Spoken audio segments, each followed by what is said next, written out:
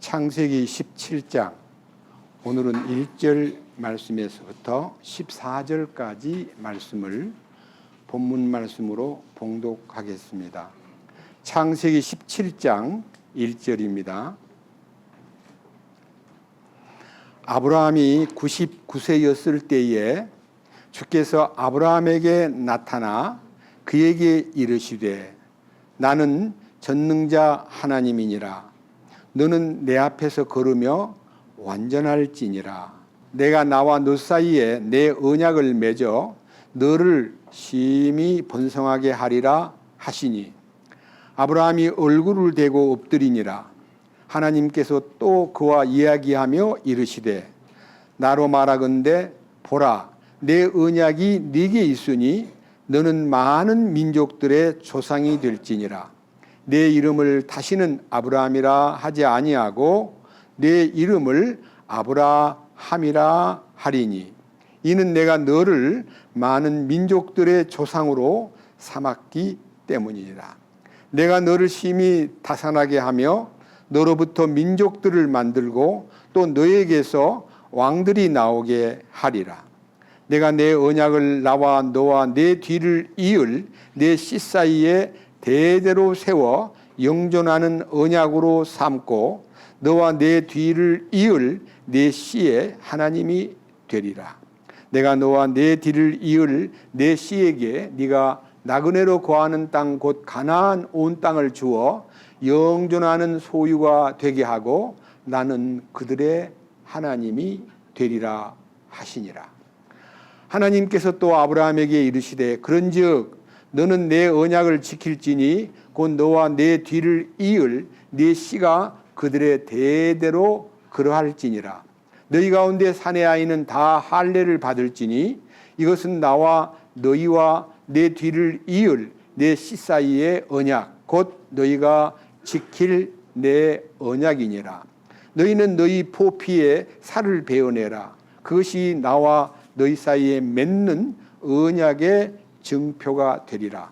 너희 대대로 모든 사내 아이는 집에서 태어난 자든 또는 내 씨에서 난 자가 아니라 타국인에게서 돈으로 산 자든지 난지 8해가 되면 너희 가운데서 할례를 받을지니라.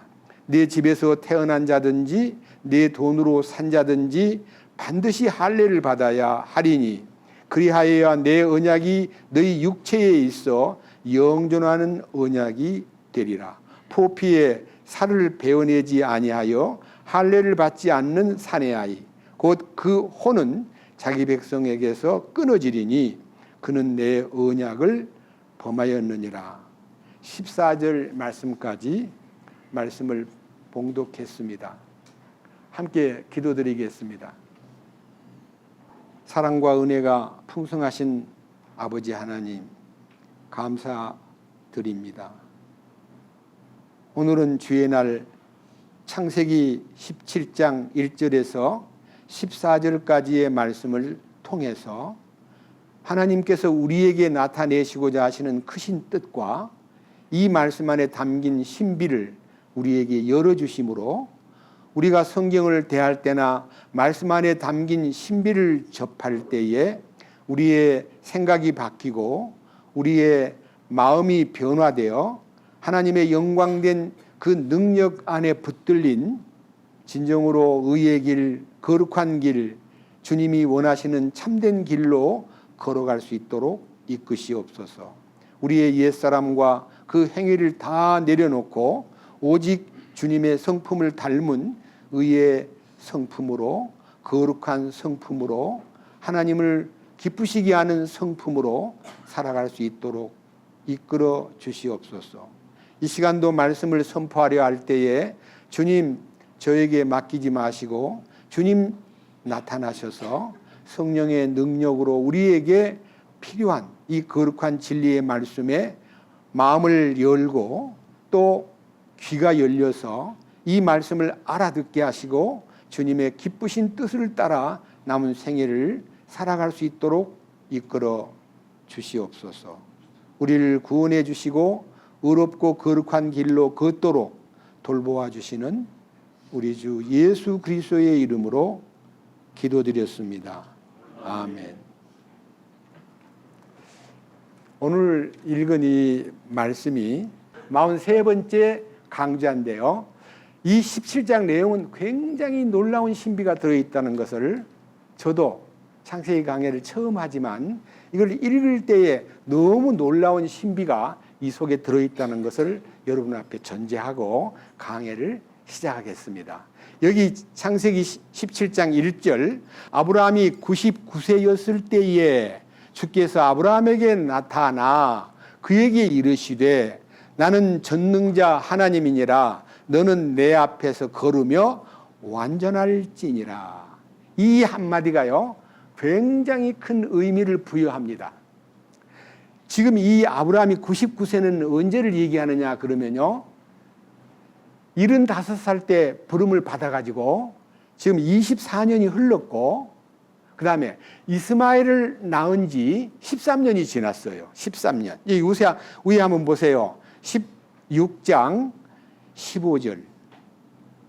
15절입니다. 하갈이 아브라함에게 아들을 낳음에 아브라함이 하갈이 낳은 자기 아들의 이름을 이스마엘이라 하였더라. 하갈이 아브라함에게서 이스마엘을 낳을 때에 아브라함은 몇 살이었다고요?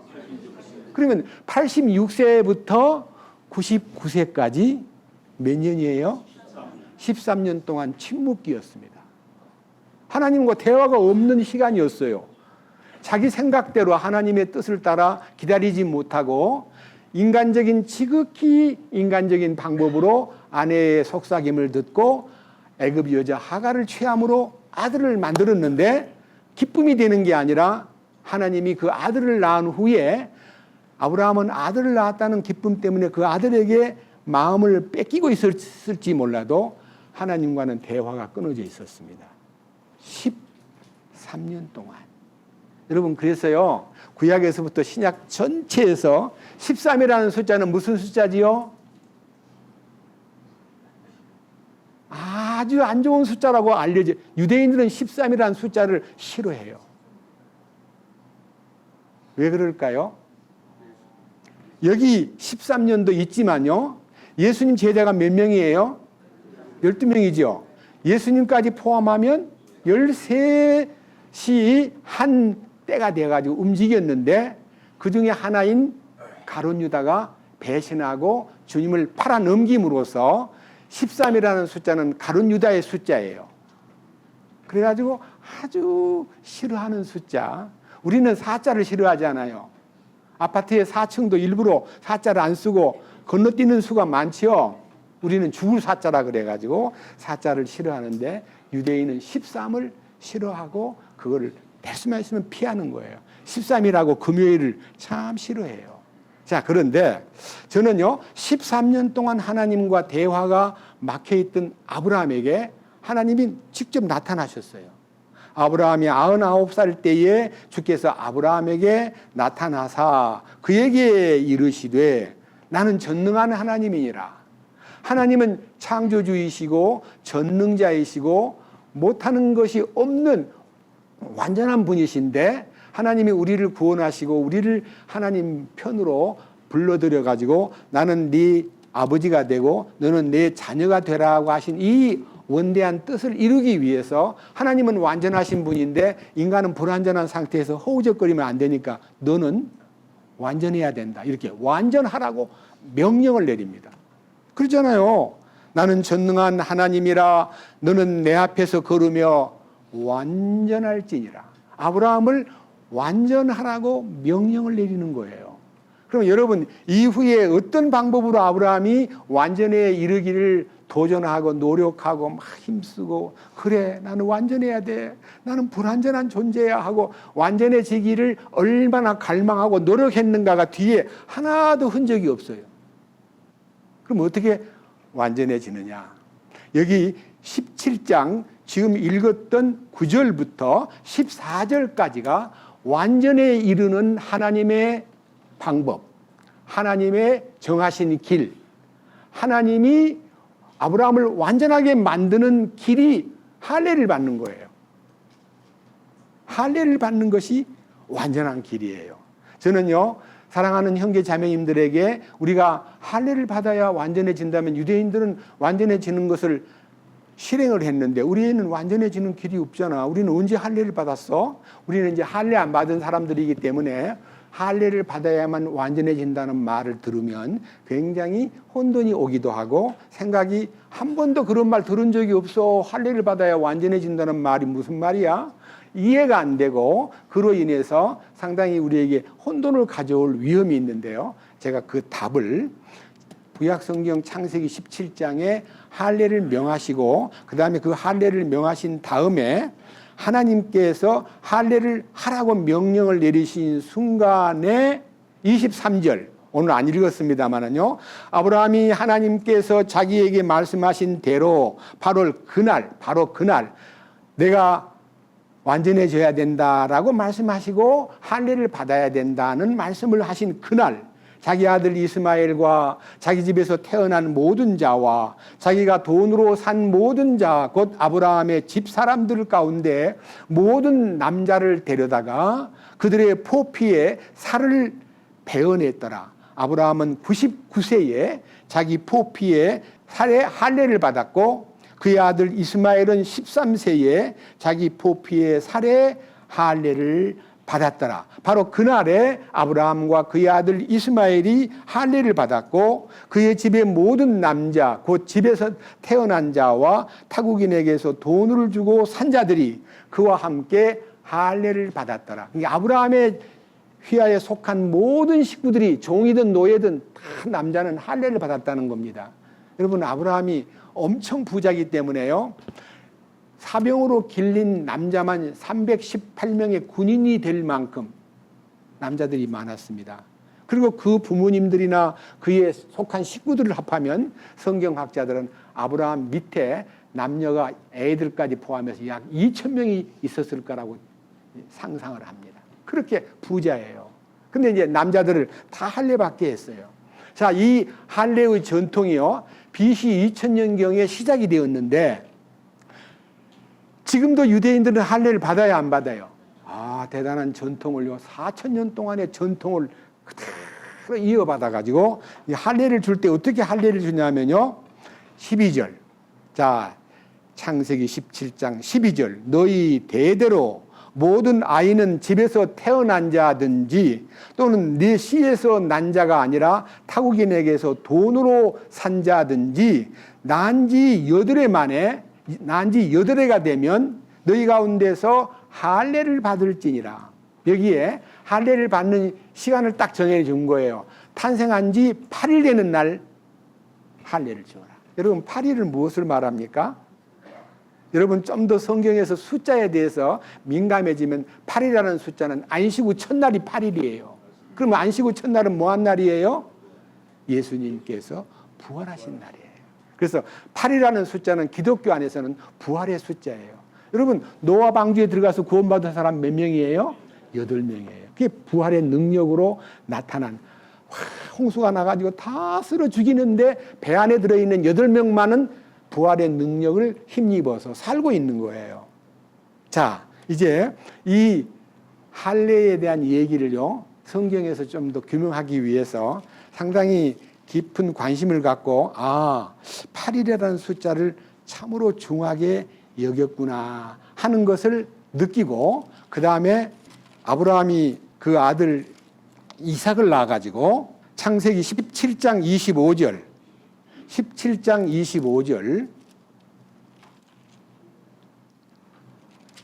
25절입니다. 그의 아들 이스마엘은 13세에 자기 포피의 살에 할례를 받았더라. 이렇게 이제 할례를 이스마엘은 13살에 받았기 때문에 이스마엘을 조상으로 섬기는 무슬림, 그러니까요, 코란경을 읽고 있는 이스마엘의 후손들은 다 13살 때 할례를 받습니다. 무슬림 교도들은. 근데 유대인들은 성경대로 8일 만에 할례를 받는 것으로 날짜가 이렇게 달라져 있습니다. 자, 그런 것은 참고로 하시고요. 자, 이제 누가복음 찾아서 보겠습니다. 누가복음 2장입니다. 누가복음 2장. 예수님께서 이 세상에 탄생하신 중요한 목적이 구약에 있는 모든 약속과 당신이 정하신 거룩한 경륜을 이루기 위해서 이 세상에 오셨는데, 예수님이 누가복음 2장에 탄생하는 스토리가요 자세하게 나와 있습니다. 누가복음 2장 1절부터요 24절까지 예수님이 이 세상에 탄생하신 과정을 잘 설명해 놓았습니다. 그런데 예수님이 할례를 받으시는데 21절, 자, 예수님이 이 누가복음 2장 21절에 아이에게 할례를 행하기 위해 여드레가 찼을 때에 그들이 그의 이름을 예수라 하니라. 그것은 그분께서 태 속에 수태하기 전에 천사가 일러준 이름이더라. 여기 이제 예수님이 할례를 받기 위해서 성전으로 들어가서 여드레만의 이름도 지어주고 할례를 수행했다는 기록이 나와 있습니다. 예수님도 할례를 받았습니다. 그러면요, 이 성경대로라면 우리 모두도 할례를 받아야 됩니다. 그잖아요. 그런데 이 성경에서 예수님께서 이 땅에 오셔서 30년 동안의 사생애를 끝내고 공생의 3년 반 동안 십자가를 통해서 인류를 구원하는 대과업을 이루시고 무덤에 장사된 지 사흘 만에 부활하셔가지고 40일 동안 자신의 부활하신 몸을 택한 사도들에게와 500여 형제에게 일시에 보여주시면서 그는 승천하셨습니다. 승천하시기 전에 예루살렘을 떠나지 말고 내가 너에게 약속한 성령을 기다려라 하는 하나님의 선물을 기다리라고 부탁하고 난 후에 그는 열흘 만에 오순절이 다가왔고, 오순절이라는 뜻은 예수님 부활하신 후에 50일째, 오순, 5오자에다가 열순자, 오순절, 펜테코스트라고 하는 단어는 50일째 성령이 오셨어요. 성령이 오신 후에 지금 이 시대, 21세기 지금 우리가 2025년 지금 이 시간까지 예수님의 죽으심과 부활의 능력이 이 지상에 덮었고, 그로 인해서 우리는 죄를 깨끗하게 씻을 뿐만 아니라 예수님의 거룩한 신령한 몸같이 거듭나는 생명, 하늘의 생명을 얻은 영원한 생명 속에 사는 존재가 되었습니다. 그래서 사도 바울이라는 참 하나님 앞에서 충성된 일꾼을 통해서 쓴 로마서에서부터 성경 히브리서까지 신약 27권 중에서 14권을 사도 바울이 하나님의 감동을 받아서 썼는데, 그 편지 속에 할례의 진수, 할례의 참뜻, 그 할례가 우리 모든 성도들에게 어떻게 유효하게 적용되고 있는가를 보여주셨습니다. 골로새 2장. 자, 조금 더 넘겨서 8절부터 읽겠습니다. 어떤 사람이 철학과 헛된 속임수로 너희를 노략하지 못하도록 조심하라. 그것들은 사람들의 전통과 세상의 유치한 원리들을 따르는 것이요 그리스도를 따르는 것이 아니니라. 여러분, 이 성경이 기록된 때는 서기 62년경인데요. 예수님이 십자가를 지시고 돌아가신 후 한 30년이 넘었고 40년이 다가오는데, 이 골로새 편지를 쓸 때에 사도 바울은 성령을 통해서 절대로 철학에 속지 마라. 그때 이제 철학이 이 철학은 헬라의 사상이 철학으로 바꿔지면서 거기에서 많은 철학인들이 탄생되고, 그 철학이 인간을 가장 감동시키는 학문으로 대두됐을 때 이 편지를 쓴 거예요. 철학은 초등학문이다. 그리고 유치한 원리다. 그 따라가지 마라.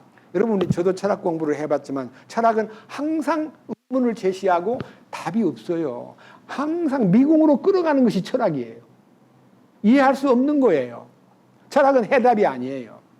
질문만 하는 거예요. 인생이 무엇이냐, 어디로 가느냐, 왔다가 어떻게 죽느냐, 죽은 후에는 무슨 일이 있느냐. 철학은 대답을 못해요. 항상 미궁으로 빠뜨리는 거예요. 그래서 철학을 따르지 말고 진리의 말씀을 따르라고 교훈하시면서 9절, 그분 안에는, 예수님 안에는, 그러니까 철학 말고 예수님 안에 들어오면은 하나님의 신격의 모든 충만이 몸으로 거하시고, 이게 무슨 말이냐면요, 하나님의 신성과 그 거룩한 능력이 몸된 교회를 통해서 하나님의 신성, 예수 그리스도의 성품과 인격과 가르침과 영원한 소망이 예수님 안에 다 들어있다. 그러니까 그 예수님 안으로 들어와야 되지 철학을 따르면 안 된다라고 말씀하시면서, 또한 그분 안에서 그리스도의 할례로 말미암아 육신의 죄들에 속한 몸을 벗어버림으로 손으로 하지 않은 할례로 할례를 받았느니라. 아브라함은 할례를 주라 하면 할례가 반드시 필요한 것이 칼이 필요해요. 아주 잘 뜨는 칼. 그리고 남자의 성기의 표피를 땡겨가지고 자릅니다. 일종의 오늘날 용어로 포경 수술입니다. 그게 뭐가 그렇게 대단하냐.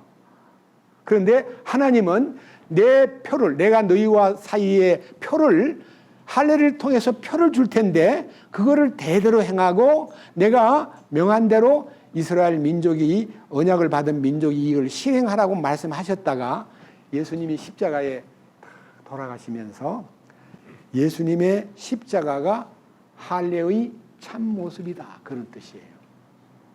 다시 봅니다. 12절, 11절, 골로새서 2장 11절. 또한 그분 안에서 그리스도의 할례로 말미암아 육신의 죄들에 속한 몸을 벗어버림으로. 무슨 말이냐? 아담으로부터 물려받은 죄성, 인간의 저주스러운 죄의 운명, 사탄에게 매여 있고 지옥으로 갈 수밖에 없는 그 죄를 십자가에서 돌아가시면서 그 옛사람의 운명을 딱 종지부를 찍은 거예요. 여기 십자가에 돌아가신 그리스도의 할례로 말미암아 육신의 죄들에 속한 몸을 벗어버림으로, 아까 말한 대로 몸을 벗어버린다는 말은 옛사람의 운명, 아담 안의 운명을 십자가에서 다 종결을 지어서 그 다음에 부활의 아침에 새 생명을 드러냄으로써, 그 다음 보셔요. 또한 그분 안에서 그리스도의 할례로 말미암아 육신의 죄들에 속한 몸을 벗어버림으로 손으로 하지 않은 할례로 할례를 받았느니라. 그러니까 옛날 아브라함 때는 칼 가지고 할례를 줬는데 예수님은 말씀의 검으로, 말씀의 검, 하나님의 살아있고 항상 있는 말씀의 검으로 십자가를 통해서 인류의 죄를 다 벗어버리도록 결정을 내리고, 그 다음 12절, 너희가 침례 안에서 그분과 함께 묻혔고 그분을 죽은 자들로부터 살리신 하나님의 활동에 대한 믿음을 통해 침례 안에서 또한 그분과 함께 일어났느니라. 이 부활의 체험은 침례라는 로마서 6장에 침례가 무엇이냐? 여러분, 예수 믿기 위해서 기독교로 딱 입문하면 일반 기독교는 그걸 세례라 그러는데 세례라는 단어는 성경에 없습니다. 지어낸 겁니다. 침례입니다. 침이라는 말은 잠길 침, 예? 잠길 침이라는 말은 물에다가 담궈가지고 그 다음에 물에서 끌어올리는 것이, 예수님도 요단강에 가서 침례자 요한에게 직접 요단강에서 침례를 받으셨어요. 그런데 왜 갑자기 이 침례가 세례가 돼? 세자는 뿌릴 새, 물을 머리에다 뿌리는 거예요. 왜 그렇게 바꿔졌을까요? 기독교가 서서히 번성하면서 심지어는 이런 추상까지 합니다. 야, 사도행전 2장에 보면 3,000명이 한꺼번에 구원받고 그 다음에 5,000명이 구원받았는데 그 많은 3,000명, 5,000명을 어떻게 다 물에 담그냐? 그건 아닐 것 같아. 아무래도 물을 떠가지고 와가지고 물을 머리에다 샥 적시면서 머리가 몸의 끝부분이니까 물에 담그는 거나 마찬가지야. 머리에다가 물을 쫙 뿌리면 그 머리에서 물이 흘러가지고 몸을 적시니까 침례나 세례나 방법은 간단하게 해야 돼. 그리고 간단한 세례 방법을 택해가지고 기독교의 99%가 지금 세례를 주고 있습니다. 저는 18살 때 세례 받았습니다. 장로교에서. 근데 제가 23살 때 구원을 받고 나는 주님과 함께 죽었다는 것을 미처 함께 죽었다는 것은 몰랐지만 죄사함을 받았다는 이유 때문에 세례를 받았던 제가 침례를 또 받았습니다. 침례를 받았는데 나는 주님과 함께 죽었다는 갈라디아 2장 20절을 철저하게 믿고 사는데도 내가 안 죽어 있는 거예요. 뻘뻘 살아있고 기분 나쁘면 폭탄처럼 속에서 터지고 욕도 하고 막 눈도 부라리고 거짓말도 하고 이런 저를 볼 때에 성경대로 안 맞아. 난 죽었다는 게 이게 너무 머릿속에만 죽었다는 것이 기억돼 있지 실제가 없어라고 하는 고민 끝에요. 너무 주님 앞에 뉘우치고 회개한 때가 있었습니다. 1976년도부터 2000년 7월 9일 되는 날까지 96, 97, 98, 99, 2000년 약 만 4년을요 울부짖으면서 나는 안 죽었습니다. 나는 죽었다는 것을 머리로만 알고 있습니다. 주여 나를 죽여주십시오 하고 매달리고 있는 제 기도 소리를 주께서 들으시고 갈라디아 2장 20절 말씀을 통해서 저로 하여금 너는 이미 죽어 있어. 십자가에서 내가 너와 함께 죽었거든 하는 이 십자가의 신비 갈라디아 2장 20절에 내가 그리스도와 함께 십자가에 못 박혀 있나니 그럼에도 불구하고 사노라. 그러나 이제 내가 사는 것이 아니요 내 안에 그리스도께서 사시느니라. 이제 내가 육체 가운데 사는 것은 나를 사랑하사 나를 위하여 자기를 다 내주신 하나님의 아들의 믿음으로 사노라 하는 이 신비가 열리면서 지금 이제 세월로 말하면 25년이 되는데 죽음의 참뜻, 죽음을 소유한 사람으로서 여기 밑에 자 12절 너희가 침례 안에서 그분과 함께 묻혔고 그분을 죽은 자들로부터 살리신 하나님의 활동에 대한 믿음을 통해 침례 안에서 또한 그분과 함께 일어났느니라. 그래서 저는 침례를 통해서 묻히고 그 다음에 거기서 일으켜진 바 된 그 부활 능력이 제 삶의 주인이 돼가지고 그 결과가 13절 이하 들어보세요. 또 너희의 죄들과 너희 육체의 무할례 가운데서 죽었던 너희를 여기에 죄들로 인해서 죽었다는 말하고 무할례 가운데 죽었다는 말은요 굉장히 의미가 심장합니다. 하나님의 언약의 표를 소유하지 못하고 너는 할례도 받지 않았지 않냐. 그러니까 무할례자로서 죽었던 나를 하나님께서 그분과 함께 살리시고 너희의 모든 범법을 용서하셨으며 너희를 대적하고 우리를 반대하던 규례들을 손으로 기록한 것을 치우시고 그것을 길에서 치우사 그분의 십자가에 못 박으셨으며 내 죄만 십자가에서 해결한 게 아니라 내 모든 자아와 내 옛사람을 십자가에서 끝을 냈구나. 그 놀라운 신비가 발견됨으로써 이거야말로 그리스도의 할례구나. 그것이 발견된 거예요. 저는 그래서 2000년요 7월 9일 날 십자가의 연합을 깨닫고 나는 확실히 죽었습니다. 나를 장례시켜 주십시오 하고 또 침례를 받았습니다. 자 그러다 보니까요 여기저기에서 소아남이라는 사람은 침례를 또 받았대. 이제 구원받았나 봐 하고 그 사람 교회 못 오게 이렇게 명령을 내린 분도 계시고요. 여기 계신 분도 어떤 분은 그런 어리석은 짓을 하고 욕하던 형제님도 여기 앉아 계십니다. 그리고 많은 사람들이 왜 침례를 또 받냐? 한 번 받으면 됐지. 십자가에 죽었다는 것을 발견한 후에 장례식을 치러야지. 죽지도 않은 사람 묻으면 뭐예요? 여러분 산 사람 묻으면 뭐가 돼요?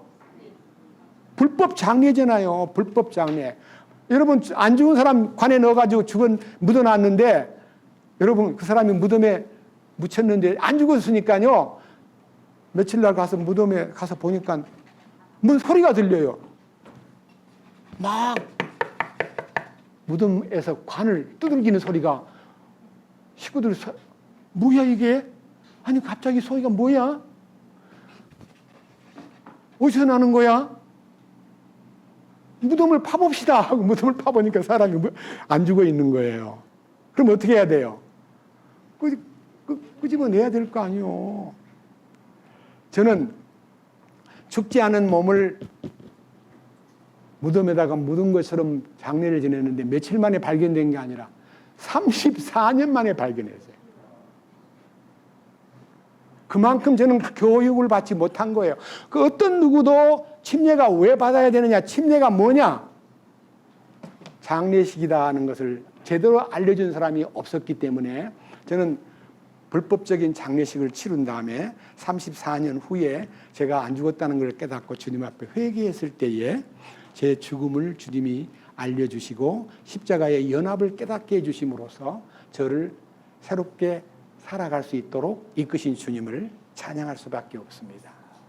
그래서 저기 침례가 뭐냐면요, 여기 11절과 12절 두 절을 읽으면요 딱 뜻이 나옵니다. 또한 그분 안에서 그리스도의 할례로 말미암아 육신의 죄들에 속한 몸을 벗어버림으로 손으로 하지 않은 할례로 할례를 받았느니라.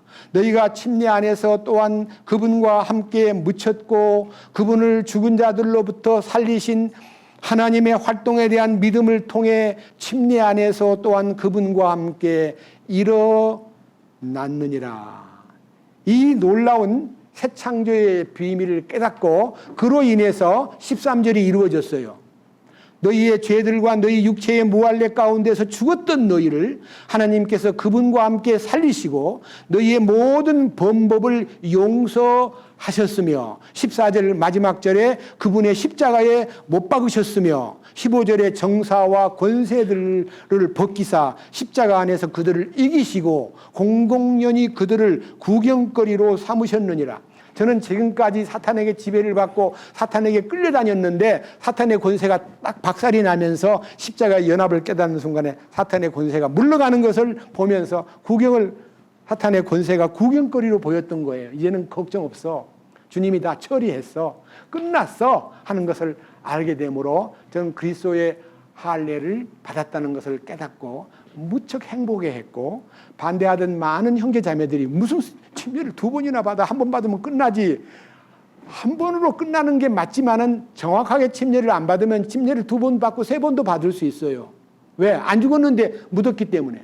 죽었다는 것을 발견해야만 그리스도의 할례를 통해서 자신이 십자가에 확실히 옛사람이 죽고 새 생명 가운데 내가 서 있다는 것을 깨달으면 침례를 또 받을 수도 있습니다. 그것은 고백이기 때문에 가짜 고백은 무효가 되고 진짜 고백이 하나님께 상달되는 고백이라는 것을 여러분은 아셔야만 됩니다.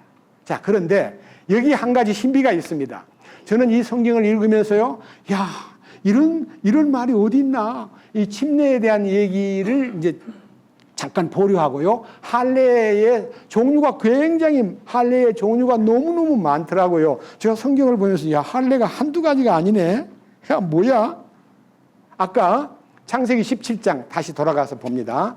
본문 창세기 17장 9절입니다.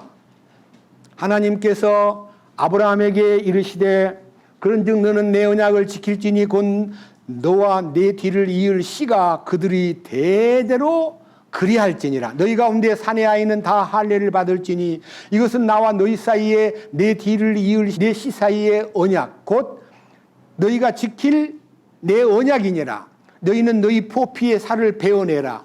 그것이 나와 너희 사이에 맺는 언약의 증표가 되리라. 너희 대대로 모든 사내 아이는 집에서 태어난 자든지 또는 내 씨에서 난 자가 아니라 타국인에게서 돈으로 산 자든지 난지 여드레가 되면 너희 가운데서 할례를 받을지니라. 내 집에서 태어난 자든지 내 돈으로 산 자든지 반드시 할례를 받아야 하리니 그리하여야 내 언약이 너희 육체에 있어 영존하는 언약이 되리라. 포피의 살을 베어내지 아니하여 할례를 받지 않는 사내 아이 곧 그 혼은 자기 백성에게서 끊어지리니 그는 내 언약을 범하였느니라. 할례를 안 받는 사람은 하나님이 그 혼을 걷어가 버리는 거예요. 약속했어요. 그럼 이 할례가 무슨 할례냐면 몸의 할례입니다.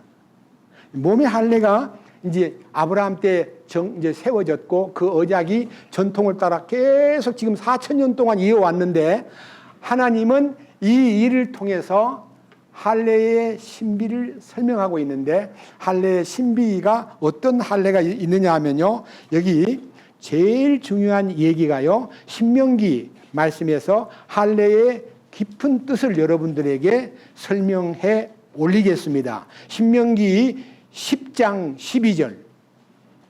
자, 모세오경에 신명이라는 신이라는 건 다시 신자에다가 명할 명자, 다시 말씀하심.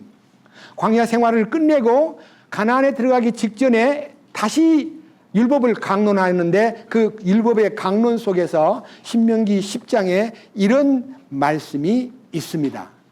자, 이 말씀을 깊이 생각하면요. 12절부터 신명기 10장 12절 이제 이스라엘아, 주 내 하나님께서 내게 요구하시는 것이 무엇이냐? 오직 주 내 하나님을 두려워하여 그분의 모든 길로 걷고 그분을 사랑하며 또 내 마음을 다하고 혼을 다하여 주 내 하나님을 섬기며 내가 이날 내 행복을 위하여 내게 명하는 주의 명령과 그분의 법규를 지키는 것이 아니냐? 보라, 하늘과 하늘들의 하늘과 땅과 그 안에 모든 것도 주 내 하나님의 것이나 오직 주께서 내 조상들을 기뻐하사 그들을 사랑하사 그들의 뒤를 이을 그들의 씨 곧 너희를 모든 백성들을 위로 높이 택하셨음이 이날과 같으니라. 그러므로 너희는 너희 마음의 포피에 할례를 행하고 다시는 목을 뻣뻣하게 하지 말지니. 여기 갑자기 16절에서 율법의 재강론 중에 너희는 육신의 할례를 받아야 된다, 안 받으면 죽는다, 이렇게까지 말했던 하나님이 너희 마음의 할례를 행하고 너희 목을 뻣뻣하게 하지 말지니. 여기 마음의 포피. 여러분, 마음의 포피가 뭐예요? 마음의 껍질이 있대요. 여러분, 마음은요, 여기서 말하는 마음은요, 우리의 영적인 내적 요인이에요. 하나님과 교신되고 있는 영적 요인. 근데 이게 껍질이 딱 덮여 있어요. 그 껍질이 뭐예요? 혼이에요. 혼을 잘라내라는 거예요. 그럼 뭐예요? 여기에 혼을 잘라내는 것이 마음의 할례예요. 혼을 어떻게 잘라내요? 십자가를 통하지 않고는 혼을 깨끗게 하고 걷어내는 것이 불가능합니다. 자, 그래서 제가요, 마음의 할례를 여러분들 앞에 제대로 설명하기 위해서 이 성경 안에 할례가 꽤 많이 있는 것을 발견했기 때문에 오늘 모임 역사상 처음으로 제가 할례의 여러 가지 이 종류를 말씀해서 규명하고 싶습니다. 첫째, 이제 예레미야 6장입니다. 구약성경 예레미야 6장. 여러분들은 이 성경을 아마 처음 접할 거라고 생각합니다. 보기는 보았는데 그냥 넘어갔는데요. 예레미야 6장에 이 성경을 읽으면요, 깜짝 놀랄 용어가 들어 있습니다. 자, 예레미야 6장 10절입니다. 6장 10절. 내가 누구에게 말하며 경고를 주어야 그들이 듣겠느냐? 보라, 그들이 귀가 할례를 받지 아니하였으므로 그들이 귀를 기울이지 못하는도다. 보라, 주의 말이 그들에게는 치욕거리가 되며 그들이 그것을 기뻐하지 아니하는도다. 19절까지 쭉 읽어야 되는데요. 이 귀의 할례를 받지 못한 사람은 말씀을 듣지 못한다는 거예요. 귀의 할례. 야, 이게 무슨 말이야? 밑에 보세요. 17절.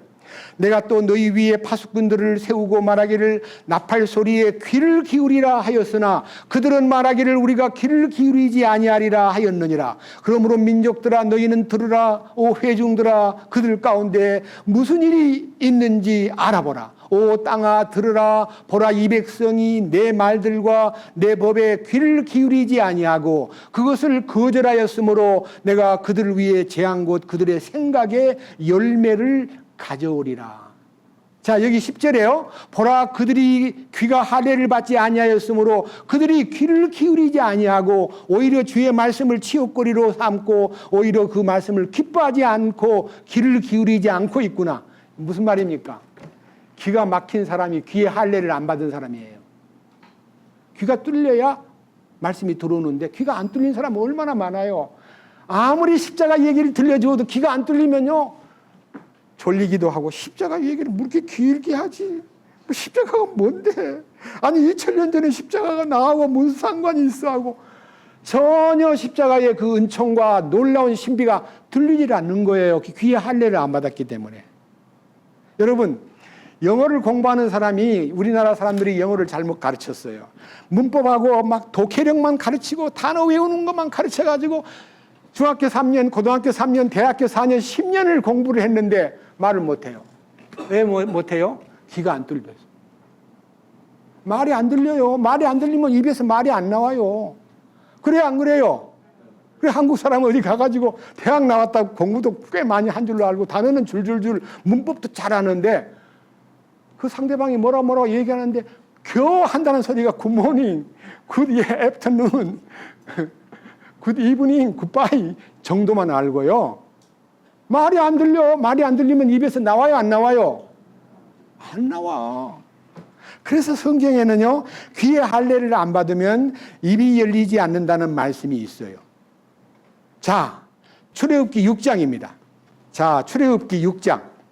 몸의 할례가 1번, 2번이 이제 귀의 할례. 자, 이제 출애굽기 6장에 입술의 할례, 입의 할례가 필요합니다. 출애굽기 6장. 출애굽기 6장입니다. 1절입니다. 그때 주께서 모세에게 이르시되 내가 파라오에게 하는 일을 이제 네가 보리라. 강한 손으로 인해 그가 그들을 가게 하고 강한 손으로 인해 그가 그들을 자기 땅에서 쫓아내리라 하시고, 또 하나님께서 모세에게 말씀하여 그에게 이르시되 나는 주니라. 내가 아브라함과 이삭과 야곱에게 하나님 곧 전능자의 하나님으로 나타났으나 나의 이름 여호와로는 그들에게 알리지 아니하였느니라. 또 내가 그들과 더불어 내 언약을 세워 가나안 땅 곧 즉 그들이 나그네로 지냈던 곳 그들의 순례의 땅을 그들에게 주기로 하였으며, 또한 이집트 사람들이 속박한 이스라엘 자손에 신음하는 것을 내가 듣고 기억하였노라. 그러므로 이스라엘 자손에게 말하기를 나는 주니라. 내가 이집트 사람의 집 밑에서 너희를 빼내며 내가 그들의 속박에서 너희를 자유롭게 하고 내가 뻗은 팔과 큰 심판들로 너희를 구속하리라. 하나님께서 이제 이스라엘 민족을 구원하라고 모세에게 사명을 부여합니다. 그런데 9절, 모세가 이같이 이스라엘 자손에게 말하였으나 영의 고통과 잔인한 속박으로 인하여 그들이 모세의 말에 귀를 기울이지 아니하였더라. 주께서 모세에게 말씀하여 이르시되 들어가서 이집트 왕 파라오에게 말하여 그가 이스라엘 자손을 그의 땅에서 내보내어 가게 하라 하시니, 12절, 모세가 주 앞에서 아뢰어 이르되 보소서 이스라엘 자손도 내 말에 귀를 기울이지 아니하였는데 어찌 파라오가 내 말을 들어오리이까. 나는 할례 받지 않은 입술을 가진 자니이다. 모세가요, 할례 안 받은 입술을 가지고 내 민족에게 말을 해도 따라오려고 하지도 않는데 내가 바로한테 가가지고 이스라엘 민족을 내보내시오 하면 내 말을 듣겠소. 나는 입술의 할례를 받지 못했습니다. 모세가 무슨 할례요? 여기 있잖아요. 나는 입술이 할례를 받지 못했습니다. 입술의 할례 있어요, 없어요? 아까는 귀의 할례, 이제는 입술의 할례. 여러분, 입술의 할례는요, 성령으로 입술, 옛날 소리 내던, 옛날 세상 소리를 하던 그 똑똑하고 잘난 척 했던 그 소리가요, 끝나고 주님이 그 소리 속에 새롭게 말씀하기 시작해야 말이 맥히고 전도가 되고 생명을 얻고 역사한다는 뜻이에요. 자기가 입술에 할례를 안 받았는데 이스라엘 사람이 내 말을 듣겠습니까? 하나님 어떻게 하면 좋아요? 한 장 넘겨보세요. 28절. 여기에 6장 28절.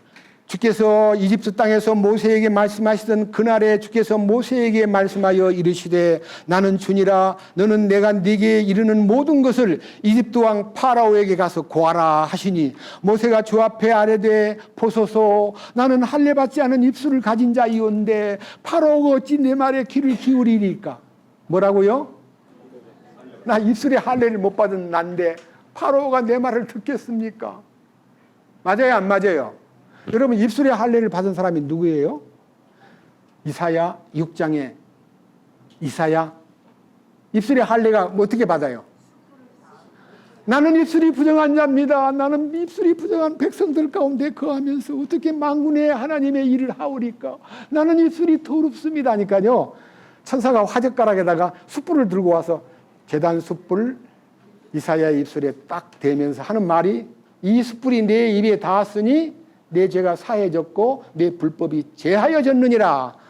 그 순간 하나님께서 누가 우리를 위하여 갈고 할 때 이사야가 주여 제가 여기 있나이다 나를 보내소서. 그 말씀이 이사야 6장 1절부터 12절까지 다 나와 있어요. 맞아요, 안 맞아요? 입술의 할례를 누가 받았다고요? 이사야가. 자, 증거를 대겠습니다. 이사야 6장. 너무너무 놀라운 입술의 할례. 1절 우시야 왕이 죽던 해에 또한 내가 보니 주께서 높이 들리는 왕좌에 앉으셨는데 그의 옷자락은 성전에 가득하고 그것들 위에는 수랍들이 저마다 6날개를 가진 채 서 있더라. 그 다음에 3절 하나가 다른 하나에게 외쳐 이르되 거룩하다 거룩하다 거룩하다 만군의 주여 그분의 영광이 온 땅에 충만하도다 하더라. 그 외치는 자의 음성으로 인해 문기둥들이 흔들리며 그 집이 연기로 가득하더라. 5절 그때에 내가 이르기를 내게 화가 있도다 내가 망하게 되었도다 나는 입술이 부정한 사람이요 또 입술이 부정한 백성의 한가운데 거하거니와 내 눈이 왕곧 만군의 주를 보았도다 하매 절망적인 호소를 하매 그때 스랍은 천사의 이름입니다. 천사 중 하나가 부집게로 제단에 살아있는 숯을 취하여 손에 들고 내게 날아와 그것을 내 입에 대며 이르되 보라 이것이 내 입술에 닿았으니 내 불법이 제거되고 내 죄가 깨끗하게 되었느니라 하더라. 또한 내가 주의 음성을 들었는데 이르기를 내가 누구를 보내며 누가 우리를 위하여 갈까 하시더라. 그때 내가 이르되 내가 여기 있나이다 나를 보내소서 하였더라. 이사야가 완전히 입술의 할례를 받고 하나님의 음성을 듣고 주여 나를 보내소서. 여러분 찬송가에 있잖아요. 나를 보내소서 나를 보내소서 제단 숯불 내 입술에 닿으니 왜 주저할까 오 주여 나를 보내소서. 제단 숯불이 뭐예요? 십자가요. 제단에 제물을 올려놓고 불을 막 피우는데 얼마만큼 오래 피우냐며 제단에서 그 제물이 다 탈 때까지 계속 불을 지펴라 그래요. 그럼 뭐가 쌓여요? 숯불이 쌓이잖아요. 숯불이. 금방 그 큰 제물이 한꺼번에 안 타잖아요. 며칠 타요. 며칠. 그래서 성경에는 며칠 동안도 좋으니 불을 꺼트리지 말고 태워라. 다 탈 때 거의 다 탈 때까지 번제물이 되는 그 번제물 밑에 제단에는 숯불이 이글 타고 있어요. 여러분 십자가의 주님은 우리들을 위해서 다 번제물로 드리셨고 그 은총이 십자가의 능력으로 제단 숯불로 우리에게 전달됨으로써 우리가 십자가의 능력은 지금 2000년 동안 타고 있는 거예요. 숯불같이. 제단 숯불이에요. 그래서 네 원수가 줄이거든 먹이고 목말라 하거든 마실 것을 주어라. 그리하는 것은 숯불을 그 머리에 올려놓는 것과 같다. 여러분 숯불을 머리에 올려놓으면 머리가 타요 안 타요? 그럼 머리만 태우면 뭐합니까? 감동을 받아야지. 원수가 자기를 죽이고자 하던 원수를 불쌍히 여기고 대접을 하고 사랑으로 대해지면 그 원수가 마음이 녹아버려요. 그 십자가의 능력이에요. 그 얘기예요. 로마서 12장에 내 원수가 줄이거든 먹이고 목마르거든 물을 마시게 하라. 그렇게 하는 것은 그의 머리 위에 숯불을 놓는 것과 같다. 그런 뜻입니다. 그래서 제단 숯불이 이사야의 입술에 닿을 때에 십자가의 능력으로 그 부정한 입술이 정결하게 되고 사명이 불타고 주님 뜻을 따라 이사야서가 나머지 7장부터 66장까지 기록이 된 거예요. 얼마나 놀라운 신비예요. 자, 그러면요. 여러분들이 로마서 10장에 보면요. 하나님 말씀이 말씀으로 전파될 때 뭘 어떻게 한다 했어요? 믿음은 어디서 난다 했어요? 들음으로. 어떻게 해요? 말씀이 들려야 돼요. 그러면 할례를 받아야 들리는 귀가 되지 할례를 안 받으면 귀가요 꼭 막혀가지고 아무리 메시지를 전해주어도 지금 이 가운데서도 아무리 제가 열을 내서 설교를 해도 아유 좀 끝날 뻔한데 왜 이렇게 1시간이 되도록 안 끝나? 억지로 마음에서 막 설교 길다는 사람이 도로 있어요. 저는 옛날에 2시간씩 했는데 이 교회에서는 1시간씩 절제하고 뒤에서 1시간 넘으면 사인해달라 그래가지고 1시간으로 끝내려고 노력하는 편이에요. 하고 싶은 말이 많은데 끝내는 거예요. 근데 안 들리는 사람이 있어요. 졸리고 지루하고 그래서 뒤에서 수군거려요. 너무 설교가 길어. 그 교회 가면 다 좋은데 설교가 너무 길어. 왜 길어요? 안 들리니까. 안 들리니까 길어요. 그래서 종합적인 얘기를요, 스데반의 설교에서 여러분 앞에 선포합니다. 사도행전 스데반의 설교 속에 이런 표현이 있다는 것을 여러분이 말씀에서 발견했으면 참 좋겠습니다. 자, 사도행전 7장 44절부터 읽으면요, 굉장히 의미심장한 이 스데반의 설교가요, 너무너무 이 초대교회에서 비록 집사님이셨지만요, 대단한 영적 감화력과 설득력과 통찰력을 지닌 설교입니다. 그 설교 중에 이제 끝부분을 읽겠습니다. 44절, 광야에서 우리 조상들에게 증거의 장막이 있었는데 모세를 통해서 증거의 장막을 세웠는데 이것은 그분께서 모세에게 말씀하시며 정하여 주사 그가 직접 본 양식대로 만들게 하신 것이라. 그 뒤에 일어난 우리 조상들이 하나님께서 우리 조상들 앞에 쫓아내신 이방인들의 소유지 안으로 예수와 함께 또한 그것을 가지고 들어가서 다윗의 시대까지 이르렀느니라. 그가 하나님 앞에서 호의를 입고 야곱의 하나님을 위한 한 성막을 찾기를 원하였으나 솔로몬이 그분을 위하여 한 집을 건축하였느니라. 그러나 지극히 높으신 이께서는 대언자가 말하는 바와 같이 손으로 만든 전들에 거하지 아니하시느니라. 이르기를 주가 말하노라. 하늘은 나의 왕좌요 땅은 나의 발받침이라. 너희가 나를 위하여 무슨 집을 짓고자 하느냐. 혹은 내가 안식할 처소가 어떤 것이냐. 이 모든 것을 내 손으로 만들지 아니하였느냐. 하나님을 모시겠다고 아무리 화려한 집을 지어도요, 하나님은 그 집에 와 계시지 않는 거예요. 하나님은 천지에 충만하신 분이고, 하나님은 우리의 심령을 거처로 삼아가지고 우리 안에 계시기를 가장 원하시는 분이에요. 이 내 마음 성전 삼고 주님이 계시기를 제일로 원하셔요. 그런데 문제가 있는 거예요. 이 인간, 나한테. 그것이 바로 51절이에요. 51절. 다 같이 읽겠습니다. 51절만 다 같이요. 목이 뻣뻣하고 마음과 귀에 할례받지 않은 자들아, 너희가 항상 성령님을 거역하되 너희 조상들이 행한 것 같이 너희도 그렇게 행하는도다. 이 아래 얘기가 쭉 나오는데요, 이 마음이 목이 뻣뻣한 게 뭐예요? 교만하다는 뜻이에요. 우리에게 있어서 가장 하나님의 음성에 귀를 기울이지 않는 것은요, 나는 아닙니다, 나는 부족합니다, 나는 연약한 죄인입니다라고 자기를 낮추면 말씀이 들어오는데요, 뭐로 죄를 지었다 그래? 뭐 그까짓 것이 뭔 죄야? 내가 사람을 죽였어, 내가 뭐 도둑질을 했어, 내가 무슨 간음을 했어, 난 죄 지은 거 별로 없어 하고 자기는 꽤 의롭다고 느끼는 뻣뻣한 목을 가진 자와 그 다음 뭐라 했어요? 마음에 그리고 귀에 할례받지 않은 자들아, 너희가 항상 성령님을 거역하되 너희 조상들이 행한 것 같이 너희도 그렇게 행하는도다.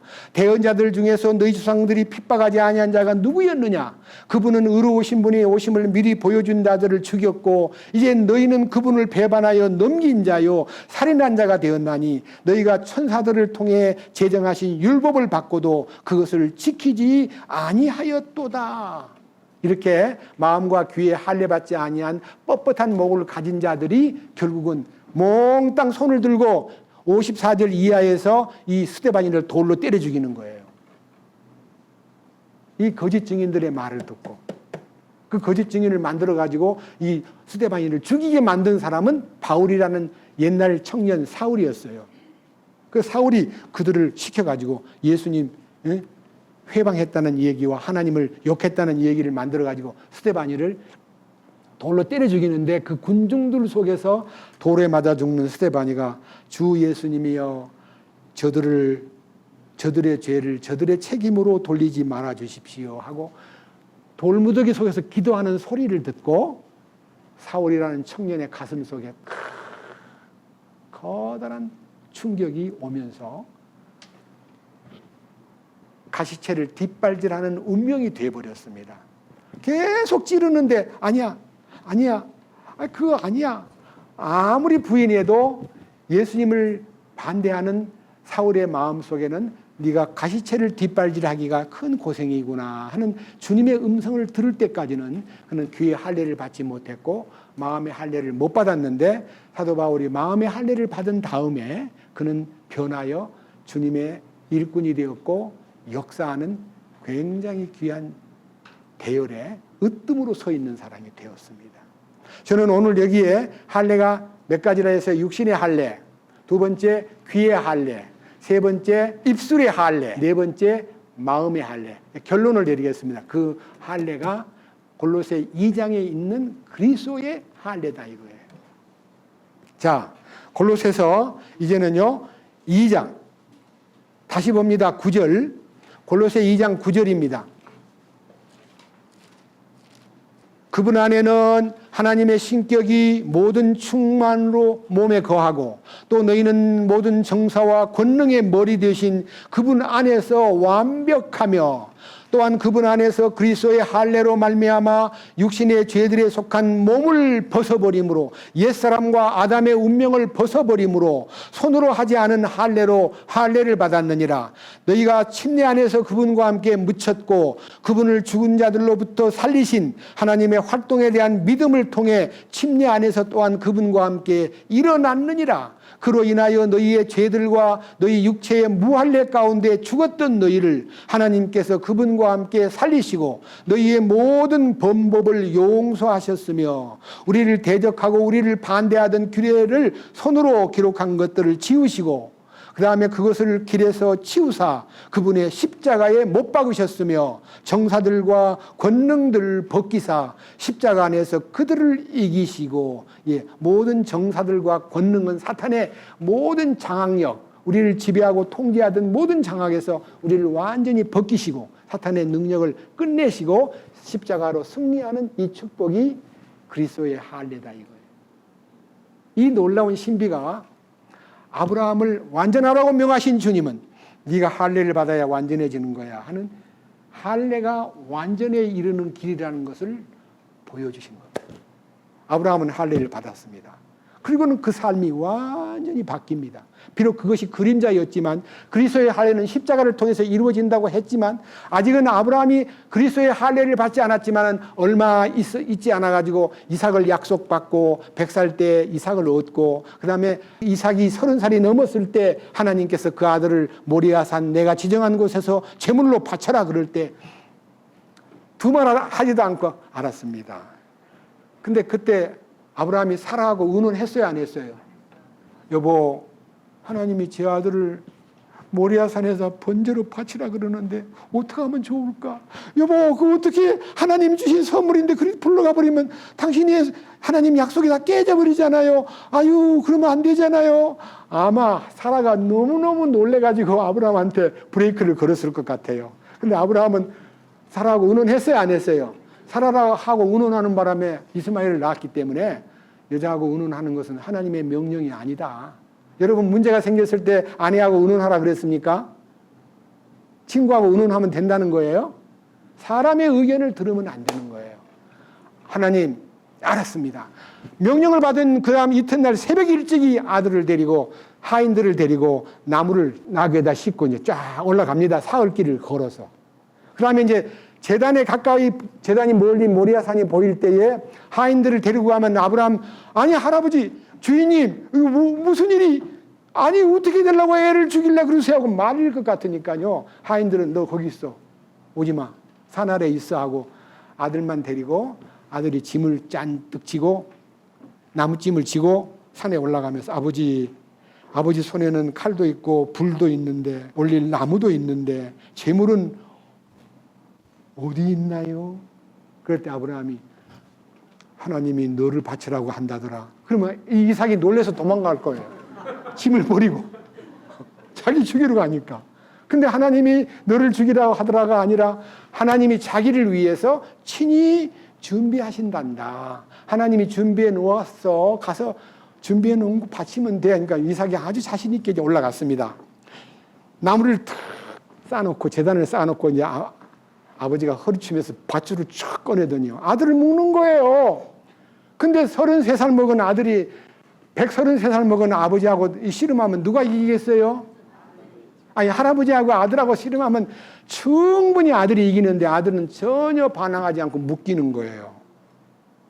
그 모습이 아브라함의 하나님, 이삭의 하나님, 야곱의 하나님이라는 이 세 가지, 아브라함은 약속의 하나님 성부를 말하고, 이삭은 약속을 이루신 예수님을 성자를 얘기하고, 성령 하나님은 우리를 훈련시키고 단련하여 상을 받기에 합당한 자로 만드는 대단한 훈련센터의 소장이에요.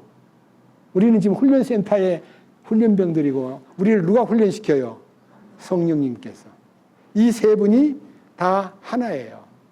저는요, 이 놀라운 신비를 여러분에게 전하면서 너무너무 감사한 것은, 우리가 지금까지 살아오면서 성경을 많이 읽어봤지만 귀가 할례를 받아야 된다, 입술이 할례를 받아야 된다는 말 처음 듣는 얘기예요. 마음의 할례를 받는 것이 바로 성령께서 그리스도의 할례를 통해서 우리의 옛사람을 딱 혼의 활동을 정지시키고요, 성령으로 우리의 혼을 장악하여 주님의 뜻을 따라서 순종하도록, 이삭도요 하나도 반항 안 하고 그냥 제단에 올려진 채 칼을 들어가지고 목을 치려고 막 할 때 하나님, 아브라함아, 내가 네 마음을 다 알았어. 이제 아들에게 손대지 마. 저 뒤에 수풀에 걸려있는 순양이 한 마리 있어. 그 양을 바쳐 하는 명령을 받고요, 그 음성을 듣고 아들을 풀어주고 그 순양 한 마리를 잡아가지고 제물로 대신 드린 얘기가 아브라함의 순종이에요. 근데 아브라함이 그런 순종을 하게 된 가장 놀라운 믿음이 히브리서에 나와 있어요. 히브리서 11장. 자, 히브리서 11장 17절. 히브리서 11장 17절. 찾았습니까? 믿음으로 아브라함은 시험을 받을 때에 이삭을 바쳤으니 곧 약속들을 받은 그가 자기의 독생자를 바쳤느니라.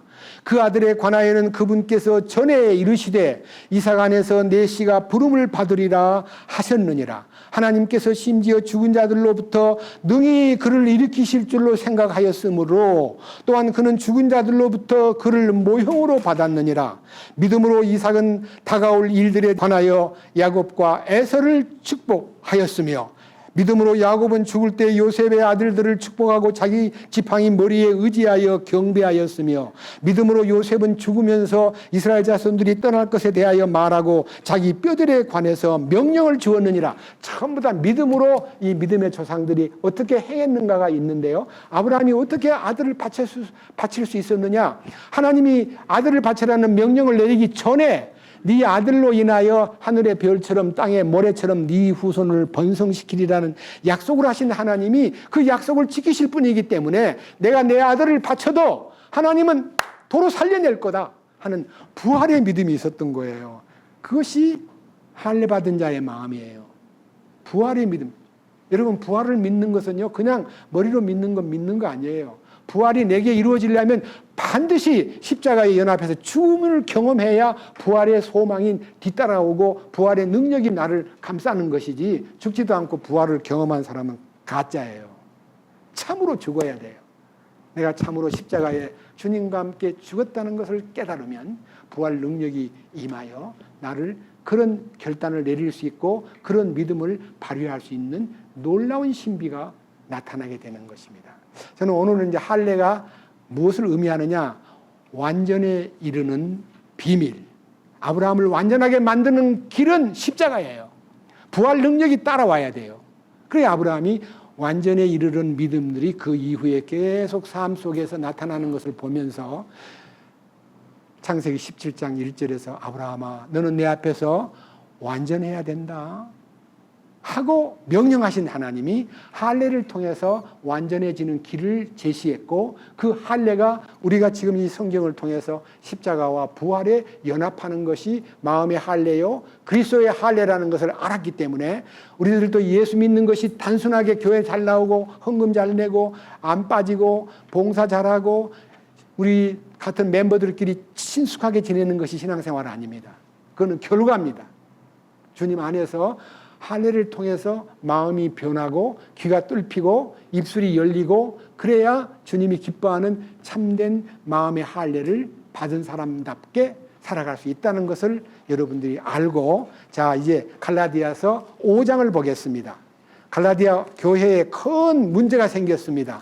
무슨 문제일까요? 여러분은 갈라디아에 무슨 문제가 있는가를 알고 갈라디아서를 읽어야 될 것입니다. 갈라디아서 1장을 보기 전에 위에 네모칸에 갈라디아 사람들에게 보내는 사도 바울의 서신 갈라디아서라고 기록된 이 말씀 속에서요, 위에서부터 8째 줄 주제, 성도의 삶의 능력이 되는 복음, 내용, 이방인 신자들을 유대교로 복귀시키려는 자들이 갈라디아 교회들에 와서 율법의 의식법을 지켜야 하고 특히 할례를 받아야 한다고 가르쳤으며, 자, 이방인의 교회, 이 갈라디아는요, 지금 우리들이 알고 있는 터키, 터키 지역의 중북부 지역에 있는 넓은 지역입니다. 갈라디아 교회에 구원받은 성도들이 막 생기니까 유대인들이 많이 와가지고 구원받았어요. 두 가지를 해야 돼요. 하나는 율법대로 살아야 되고요, 할례를 받아야 됩니다. 아셨죠? 막 야단 난 거예요. 구원받으면 된 줄 알았더니 무슨 또 할례를 받으라니? 도대체 이게 뭐야? 하고 갈라디아 교회가 너무너무 시끄러울 때에 사도 바울이 이 편지를 썼습니다. 자, 갈라디아서 5장을 보겠습니다. 1절, 그리스도께서 자유로 우리를 자유롭게 하셨으니 그러므로 그 자유 안에 굳게 서고 다시 속박의 멍에를 매지 말라. 보라, 나 바울이 너희에게 말하노니 너희가 만일 할례를 받으면 그리스도께서 너희에게 아무 유익도 주지 못하시리라. 내가 할례를 받은 각 사람에게 다시 증언하노니 그는 온 율법을 행할 의무를 가진 자니라. 너희 중에 누구든지 율법으로 의롭게 된 자에게는 그리스도께서는 아무런 효력이 없으며 너희는 은혜에서 떨어져 나갔느니라. 우리가 성령을 통해 믿음으로 의의 소망을 기다리노니 예수 그리스도 안에서는 할례나 무할례나 아무 효력이 없으되 오직 사랑으로 역사하는 믿음뿐이니라. 여러분, 이 사도 바울이 이 갈라디아 교회에다가 편지를 보내면서 할례를 받지 않은 이방인들 보고는 할례 받을 필요 없어. 주님이 다 이루셨어. 유대인들 할례 받았다고 큰 소리 치지 마. 할례를 받았으면 율법을 다 100% 준행해야 돼. 그러니까 두 사람 다 불가능해. 할례나 무할례나 아무 의미가 없어. 오직 사랑으로 역사하는 믿음뿐이야. 믿음으로만 되는 거야. 하고 이제 바울이 편지를 보내면서 이 할례에 대한 더 큰 의미를 이렇게 얘기합니다. 11절. 형제들아, 나곧 내가 아직도 할례를 선포한다면 어찌하여 아직도 핍박을 받겠느냐. 그리하였더라면 십자가에 실족하는 것이 그쳤으리라. 이 말이 뭔 말입니까?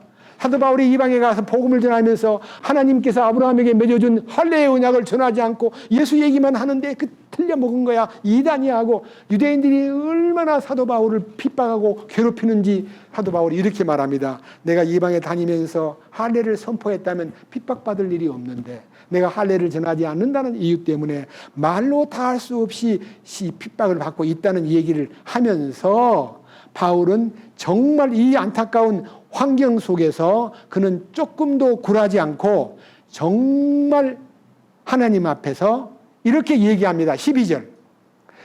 나는 너희를 어지럽게 하는 자들이 아예 잘려나가기를 원하노라. 형제들아, 너희가 부르심을 받아 자유에 이르렀으나 오직 자유를 육신을 위한 기회로 쓰지 말고 사랑으로 서로 섬기라. 온 율법은 이것 즉 너는 내 이웃을 내 자신과 같이 사랑하라 하신 한 말씀 안에서 성취되었느니라. 그러나 너희가 만일 서로 물고 삼킬진대 너희가 서로에게 소멸되지 않도록 조심하라. 이게 서로에게 소멸되지 않도록 조심하라 그랬습니다.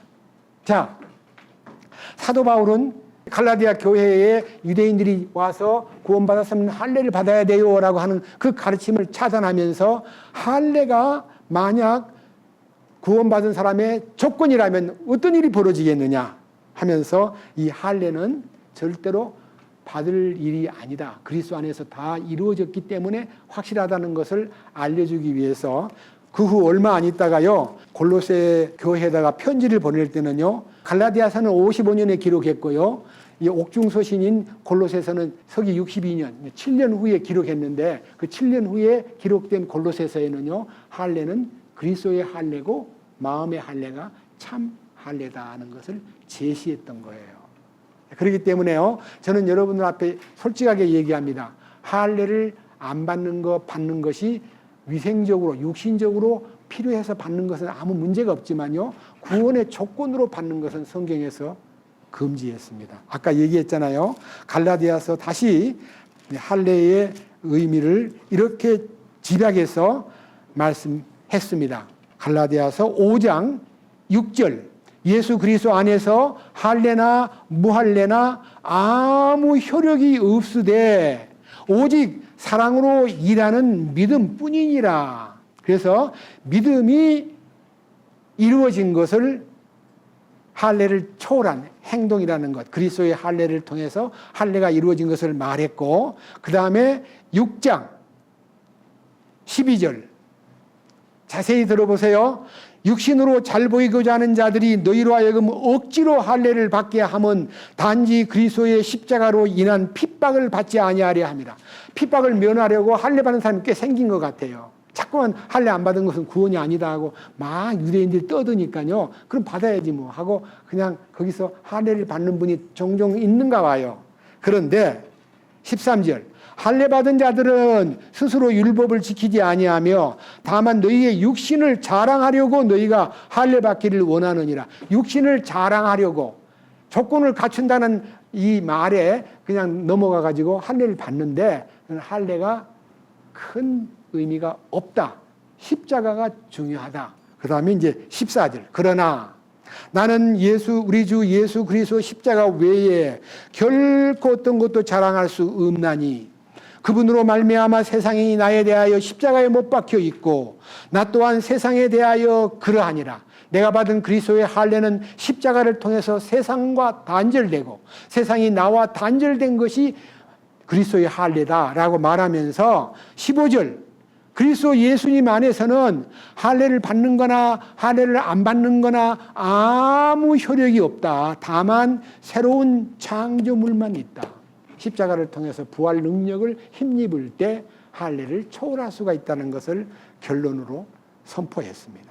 이 갈라디아 교회에 보내는 서신에 이렇게 나와 있습니다. 자세히 들어보세요. 15절, 그리스도 예수님 안에서는 할례나 무할례가 아무 효력이 없다. 다만 새로운 창조물, 거듭남과 십자가의 부활 능력을 힘입어서 그리스도의 할례를 통해서 이루어진 축복이 우리를 변화시키고 새롭게 하는 거다 하는 것을 선포함으로써 그 초대교회의 할례의 문제를 아주 명쾌하게 종결을 시켰습니다. 자, 이제 여러분 결론을 말씀드리겠습니다. 창세기 17장. 창세기 17장입니다. 오늘 본문 1절.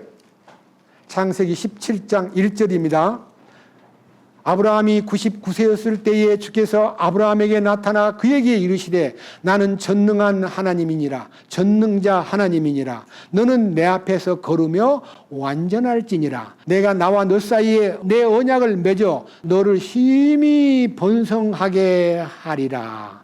아브라함이 얼굴을 대고 엎드리니라. 하나님께서 또 그와 얘기하며 이르시되 나로 말하건대 보라 내 언약이 네게 있으니 너는 많은 민족의 조상이 될지니라. 여러분, 이 아브라함이 하나님 말씀을 듣고 너는 내 앞에서 완전하라는 명령 앞에 엎드렸는데요. 이제 아브라함이 이제 골똘하게 생각할 거 아니에요. 어떻게 해야 하나님 앞에 완전하게 될 수 있을까? 나는 그동안에 어려울 때 애굽으로 피난 가가지고 하나님 앞에 참 부끄럽게 생활하고 바로 왕한테 꾸지람을 듣고 막 거짓말했다고 책망까지 받고 쫓겨난 몸이었고 아들이 없다고 고민하는 아내의 말을 듣고 이스마엘을 낳았는데 걔가 커서 이제 13살이나 되었는데 하나님이 아니라고 말씀하시면 어떡할까? 나중에 아브라함이요 뭐라고 얘기한 줄 아세요? 하나님 나 애 안 줘도요 이스마엘로 만족할게 이렇게까지 말을 했어요. 안 돼. 내 아내에게서 내년에 아이를 낳을 텐데 이름을 이삭이라고 지어. 이렇게 해서 이름까지 지어주면서 자기가 100살 때 아내의 나이가 90살 때 이삭을 낳은 거예요. 기적적인 탄생이에요. 그것이 하나님의 약속이에요. 그 하나님의 약속을요 75살 때 약속을 받아가지고 25년 만에 이루어지는 긴 세월 동안 아브라함은 마음이 무척 답답하기도 했지만 그 답답한 마음을 주님이 아시고 이스마엘을 낳은 지 13년 지난 다음에 아브라함아 너는 내 앞에서 걸어가고 완전해져야 된다. 나는 전능한 하나님이다. 이렇게 말함으로써 아브라함이 큰 고민 속에 빠져 있었는데요. 하나님이 9절 뭐라 그랬습니까?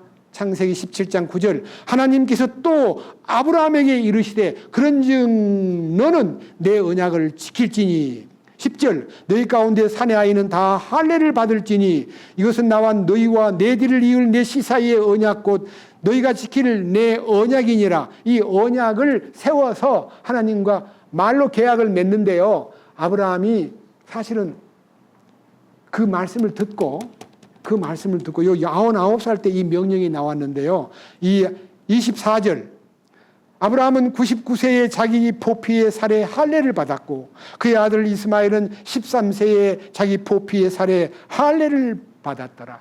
할례를 하나님 명령대로 받았습니다. 무엇인지 모르고 받았어요. 그렇지만은 이 성경 전체를 놓고 볼 때 아브라함의 할례는 그리스도의 할례로 연결돼 가지고 몸의 할례는 그리스도의 할례로 완성되는 겁니다. 유대 민족들이 예수 그리스도의 주신 마음의 할례가 십자가의 역사를 통해서 완결되었다는 것을 알면요. 할례를 받든 안 받든 문제가 안 되는 거예요. 근데 유대인들은 지금까지도 할례 받은 자기 민족은 거룩한 민족, 하나님의 특별한 민족이고 할례 안 받은 사람을 개 같은 사람이라고 취급했어요. 얼마나 교만해요. 목이 뻣뻣하고. 그래서 예수님을 지금도 마음에 영접하지 않고 있는 유대인들이 얼마나 많은가요? 우리는 그 일을 위해서 기도해야 되고 그들을 위해서 우리가 역할을 해야 될 때가 이르렀다는 것을 믿습니다. 주님을 찬양합니다. 주님 감사합니다. 86세에 이스마엘을 낳은 아브라함은 99살 될 때까지 하나님과 침묵의 기간이었고 대화가 없었지만 하나님 친히 나타나사 아브라함에게 완전을 요구하시는 하나님의 명령이 아브라함에게 이르렀지만 아브라함은 어떻게 완전해질까에 대한 해답을 얻지 못한 채 많은 고민을 했을 것입니다. 그러나 하나님께서 할례를 통해서 아브라함이 완전해지는 길을 주께서 제시해 주었듯이 오늘날 우리들도 우리가 주님 앞에 완전한 사람이 되기 위해서 많은 갈망이 있고 기도가 있었지만은 우리 노력으로나 우리의 어떤 행동으로 완전에 이르는 것이 아니라 그리스도의 할례를 통해서 우리의 옛사람이 제거되고 우리의 혼이 깨끗해지고 주님 앞에 성령으로 말미암아 그리스도의 십자가와 부활에 연합될 때에 완전에 이르는 길이 있다는 것을 알게 되었습니다. 십자가의 놀라운 사건과 그 부활의 능력에 귀가 열리고 입이 열렸을 때에 마음까지 열리고 주님의 뜻이 하늘에서 이루어진 것 같이 땅에서도 주님을 통하여 완전에 이르는 길이 열려 있다는 것을 이 시간 알게 되었습니다. 우리가 기회 할례든지 입술의 할례든지 마음의 할례든지 그리스도의 할례든지 다 십자가의 연합함으로 이루어지는 기적임을 알았습니다. 우리 모두가 다 이 놀라운 신비에 연합되어 주님이 기뻐하는 남은 생애를 살아갈 수 있도록 이끌어 주시옵소서. 우리를 구원해 주시고 의의 길로 인도하시는 우리 주 예수 그리스도의 이름으로 기도드렸습니다. 아멘.